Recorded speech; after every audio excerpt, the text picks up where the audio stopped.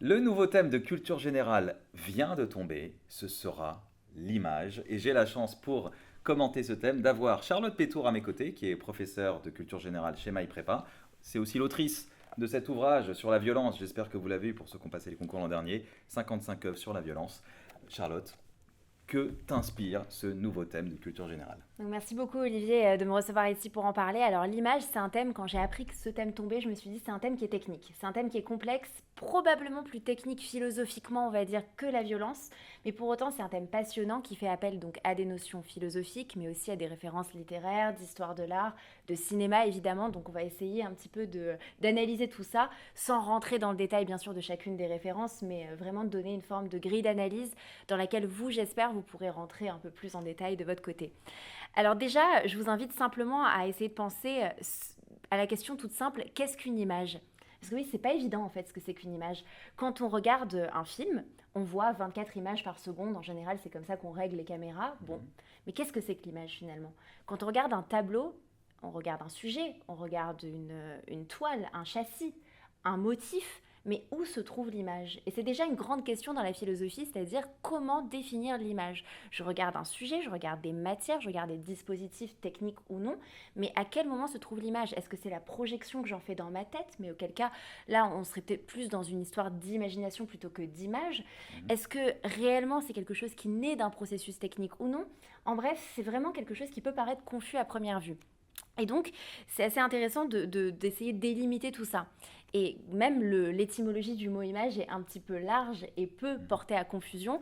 Image peut venir de plusieurs, alors on Ouais, a c'est ce que les tu termes disais, oui. voilà, qui sont écrits ici, peut venir de plusieurs termes grecs, hein. Donc on a écon qui va donner le mot icône dont on va reparler, mais on a aussi eidolon qui là va donner le mot idole, donc on va beaucoup plus vénérer qu'une icône. Et qui peut même devenir un simulacre. Et on a aussi d'ailleurs le mot fantasma qui fait penser à l'imagination fantasia et qui dans ce cas-là fait plutôt penser à des projections mentales et qui peut même pouvoir dire fantôme. Donc avec cette idée finalement que l'image pourrait nous piéger. Et c'est ça qui est intéressant. C'est une des grandes problématiques du cours, je pense, de cette année sur l'image. Ça va être, est-ce que l'image est un simple double du réel, une copie qui peut nous induire en erreur, ou est-ce que l'image a un pouvoir transformateur, j'irais même jusqu'à dire performatif. Alors ça, c'est un terme que peut-être vous avez vu cette année sur les cours sur la violence, mais en tout cas, le performatif, c'est quand un discours devient une action. Donc là, l'image, si elle a un pouvoir performatif, ça veut dire que ce n'est pas juste une image, juste quelque chose qu'on contemple, mais au contraire, c'est quelque chose sur lequel qui agit sur le monde. Et dans cette première thèse qui est l'idée de la pauvreté ontologique de l'image qui sera un simple double ou une simple copie, on peut penser tout de suite à Platon. Alors Platon, vous l'avez sûrement vu en terminale avec l'allégorie de la caverne, l'idée qu'on vivrait dans un monde de simulacre et qu'on n'aurait pas accès à l'idée du bien, du beau, du vrai avec un grand B. Mais plus généralement, il a parlé de la mimésis et il estime que le peintre, justement, ne fait qu'imiter une imitation et donc nous propose des images qui en fait sont des simulacres et des hallucinations. Il nous fait penser que ce qu'on voit dans un tableau est la réalité, et idem dans la poésie d'ailleurs, il nous fait penser que ce qu'on entend est la réalité, mais en fait ça ne l'est pas. Donc l'image nous piégerait, l'image serait une hallucination. Et là c'est la théorie évidemment de Platon, alors on peut la creuser dans La République par exemple. Donc c'est vraiment cette idée de prétention qu'aurait l'image à montrer le vrai, sans que pour autant ce soit réellement le vrai. Et ce qui est intéressant aussi dans cette idée de pauvreté ontologique de l'image, c'est un peu la critique qu'on fait à l'image dans nos sociétés aujourd'hui. On vit dans des sociétés d'image. On en consomme tout le temps. On est sur Et je pense que le TikTok, thème n'est pas tombé par hasard. voilà, on est sur TikTok, on est sur Instagram, on est sur tous les réseaux sociaux, on consomme de l'image beaucoup plus que de l'écrit et aujourd'hui on a tendance en général à critiquer l'image et à estimer que l'écrit a un pouvoir extrêmement important, un pouvoir de mémoire, un pouvoir aussi de réflexion aussi. Quand on écrit, on réfléchit, quand on lit un support écrit, on a beaucoup plus le temps de réellement se plonger dans le texte, d'avoir ce rapport concentré par rapport à ça et l'image en fait elle serait plus pauvre, serait insatisfaisante, insuffisante et en plus pourrait être fausse est carrément fausse, c'est nous tromper, non pas seulement dans le sens de Platon, mais là on pense aux deepfakes, aux images générées par l'intelligence artificielle, qui elles pour le coup nous induisent volontairement en erreur et nous font penser qu'on est dans une réalité. Donc c'est cette idée qu'on serait tellement entouré d'images que la valeur des images même serait finalement dévaluée. On en aurait tellement beaucoup autour de nous que finalement leur qualité intrinsèque baisserait. Et d'ailleurs, c'est le philosophe Alain qui avait cette critique de l'image, de cette pauvreté de l'image, et il nous invitait à nous imaginer le Panthéon en tête. Et il nous Oui, disait, si on s'imagine le Panthéon, ça nous semble être l'opération la plus simple du monde. on est incapable de le reproduire. Mais c'est ça, si je te dis imagine le Panthéon, et je te dis imagine le nombre de colonnes qu'a le Panthéon, le nombre de chapiteaux, le nombre de pans de murs, je serais incapable de le dire. Et c'est ce qu'Alain nous dit, c'est que l'image, au fond, on n'est pas capable de l'apercevoir dans son intégralité, et en fait, elle est très pauvre par rapport à un réel extrêmement fécond et qui, lui, est protéiforme. Et donc cette pauvreté de l'image, qui serait un presque rien, elle est reprise aussi par Sartre dans son livre L'Imagination, qui sera une grosse référence pour cette année, mais elle est aussi plus générale, et là je vous invite à penser que l'image, c'est aussi l'image de soi, l'image qu'on se fait de nous-mêmes, et l'image qu'on se fait de l'autre. C'est pas simplement l'image dans le sens plus pictural ou visuel qu'on s'imagine, mais ça peut être aussi une image mentale. Et là, cette image, elle peut aussi être pauvre. Et là, c'est toute la thèse de Sartre qu'on voit dans L'être et le néant et qui est illustrée aussi dans Huis clos, qui montre cette idée que l'enfer, en fait, c'est le jugement que les autres portent sur nous, parce qu'ils nous figent dans une image toute prête à penser, et nous, ensuite, on se sent appartenir à cette image. On se sent, finalement, le problème, ce n'est pas que l'autre me juge, et une image de moi négative. Le problème, c'est que moi, je vais me laisser figer par cette image, et je ne vais pas réussir à me construire autrement que comme ça. Donc clairement, c'est une référence à creuser avec cette idée d'image figeante et de blocage, finalement, qu'on a là-dedans. Mais cette image qu'on a de nous, de l'autre, c'est aussi ce qui nous permet de nous construire. C'est aussi comme ça qu'on devient homme, qu'on devient femme, qu'on devient adulte. Et donc là, on voit que l'image, elle serait peut-être pas si pauvre que ça, en fait. Et je pense que c'est vraiment le deuxième axe qui est l'efficace, entre guillemets, propre de l'image, le pouvoir de l'image. Et l'image, elle nous permet pas seulement une simple copie du réel, une pâle copie des choses ou une hallucination, mais au contraire, elle permettrait d'avoir quelque chose de plus. Et là, j'ai vu un exemple que j'ai trouvé très intéressant et à mon sens, qui pourrait faire une bonne accroche d'ailleurs, qui est l'exemple de l'iconophagie. Alors, je ne sais pas si tu sais ce que c'est, mais c'est le fait de manger des images. Et dans l'histoire, les Égyptiens J'en ai déduit que antiques, c'était ça, voilà, effectivement. le faisaient. C'est-à-dire que littéralement, dans l'Égypte antique, alors c'est pas une légende urbaine, hein, c'est réel, ils consommaient les images. C'est-à-dire qu'ils allaient écrire des mots sacrés ou représenter des symboles sur des feuilles qu'ils allaient ingérer, se les incorporer, parce que ces images avaient un pouvoir. Et si vous pensez aux hiéroglyphes, c'était des images magiques, puisque si on plaçait certains hiéroglyphes dans le tombeau d'un pharaon ou autre, ça allait aller avec lui dans l'au-delà. Donc il y avait vraiment cette idée que l'image a un pouvoir, c'est une relation sensorielle à l'image, ce serait une substance. Et là, je pense qu'il y a énormément de choses à dire là-dessus, dans énormément de devoirs. Et j'ai mentionné dans le document la querelle des images de l'Empire byzantin qui montre vraiment ça. Alors c'est une querelle historique, mais je pense que l'histoire a tout à fait sa place dans une dissertation, surtout pour ce genre de choses. Et sans rentrer trop dans le détail, puisque vous le verrez probablement en cours cette année, entre 730 et 840 environ, il y avait en fait les empereurs byzantins qui vont interdire tout ce qui est le culte des icônes et interdire la représentation, notamment du Christ ou des saints.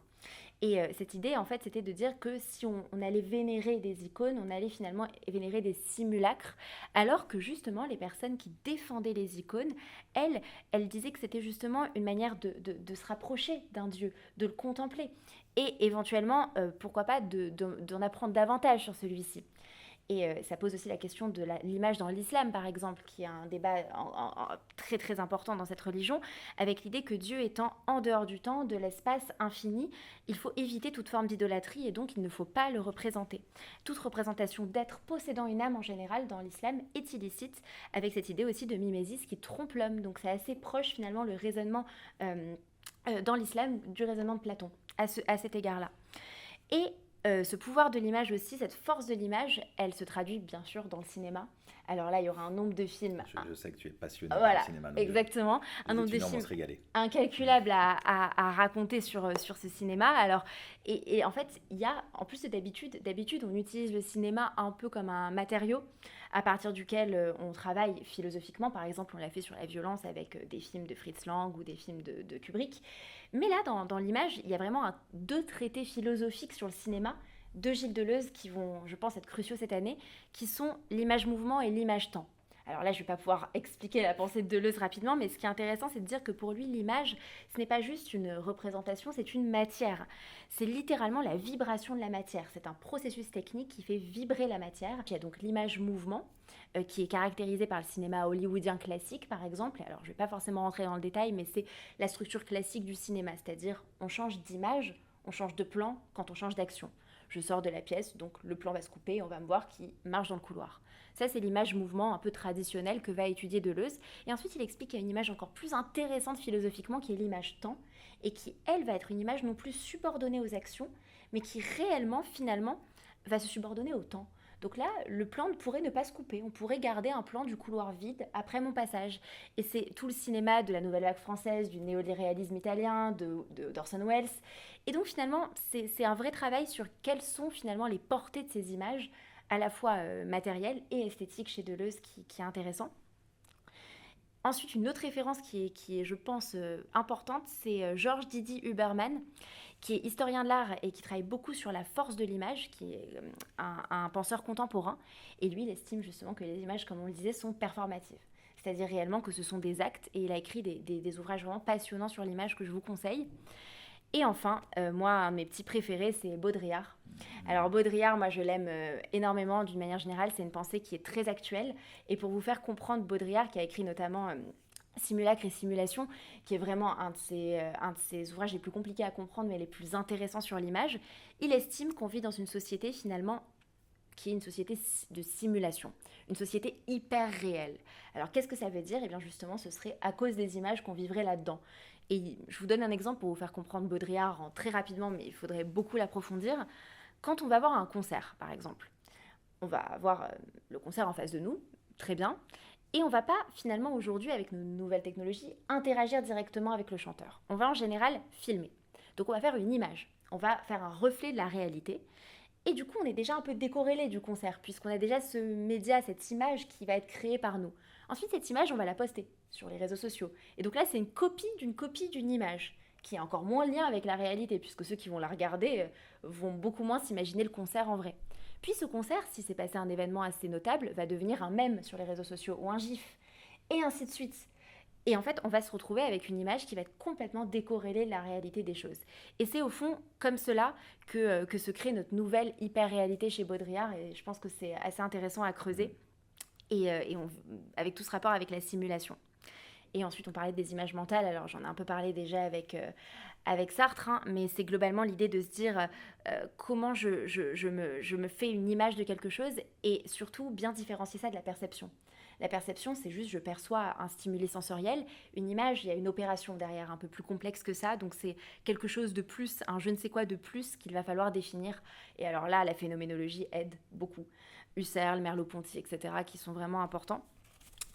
Aristote aussi. Il y a Magritte, avec le fameux «Ceci n'est pas une pipe», qui a été analysé par Foucault d'ailleurs, dans un très beau texte. Et ce qui est intéressant, c'est que ce tableau, peut-être que vous ne le saviez pas, mais il s'appelle «La trahison des images». Donc c'est pour ça que c'est, je pense, intéressant à étudier. Et Philippe Descola, qui est un anthropologue contemporain, qui a écrit Les formes du visible. Et lui travaille sur les images à travers le monde et à travers les différentes cultures. Et c'est là où c'est très intéressant, c'est un mélange entre anthropologie et histoire de l'art qu'il nous propose.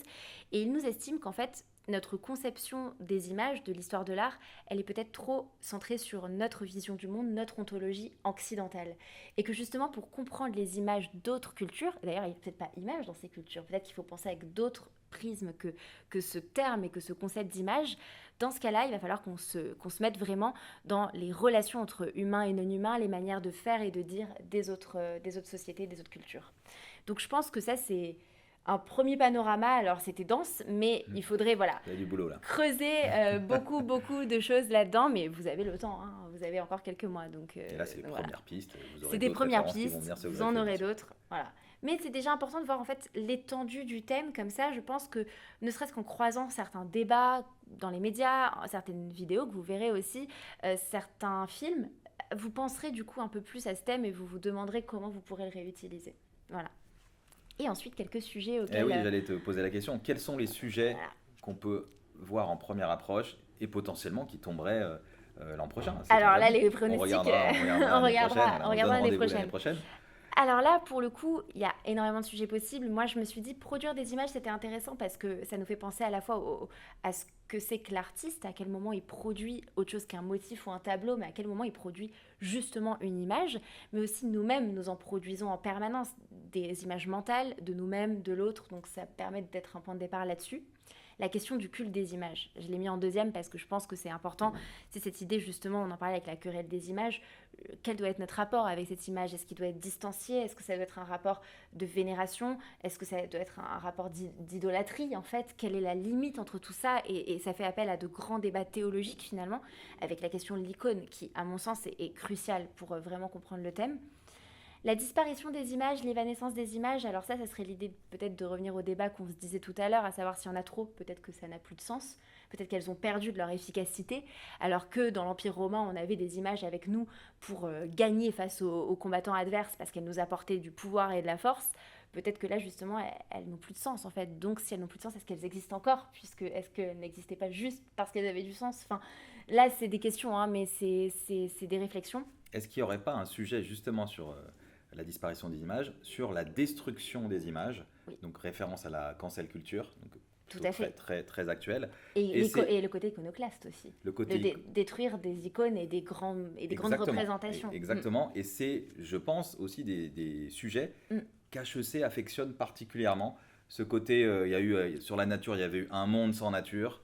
Ouais. Sur, c'était quoi? La représentation, l'irreprésentable, qui était le sujet qui était tombé à HEC. Prendre à contre-pied. Peut-être que cette Exactement, année aura ou la quelque vérité, chose de le crépuscule positif. de la vérité. Là, est-ce qu'il n'y aurait pas, justement, alors pas un monde sans images, parce que je pense que ça, Ouais. c'est, je sais pas si philosophiquement c'est intéressant, mais la destruction de Ça l'image Tout à fait. peut être... Tout à fait. Complètement. Et ce sera vraiment l'idée, même pour la violence, hein, on verra si ça tombe, mais l'idée de aimer la violence, être charmé par la violence, être attiré par ça, enfin, aller à contre-courant, ça pourrait être très intéressant dans le cas de ça.